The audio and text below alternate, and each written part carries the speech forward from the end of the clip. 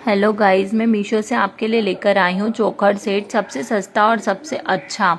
ये मुझे आज ही डिलीवर हुआ है 140 में, और 140 के हिसाब से इसकी क्वालिटी में थोड़ा सा मुझे इशू था, लेकिन ये बहुत अच्छा मुझे रिसीव हुआ है। इसकी क्वालिटी की बात करें तो ये बहुत सुंदर है, और इसमें मोर पंख की डिज़ाइन बनी हुई है। इसकी चेन भी बहुत हैवी है। इसमें जो मोती लगे हुए हैं ना, वो भी बहुत सुंदर है। और ये आप पास से देखिए कितना सुंदर लग रहा है। इसकी क्वालिटी वाइज भी बहुत अच्छी है, और ये मोर पंख की डिज़ाइन तो बहुत ही सुंदर है।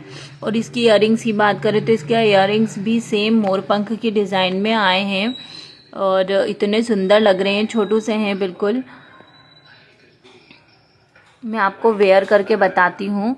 ये देखिए, पहनने के बाद भी बहुत सुंदर लग रहा है। इसकी इयररिंग्स भी बहुत सुंदर हैं, और ये आप जन्माष्टमी के दिन पहन सकते हैं। अगर आपको ये चाहिए तो मेरी बायो में इसका लिंक दिया हुआ है, उसे आप टैप कीजिए और मीशो से ही इसको ऑर्डर कीजिए। Thank you.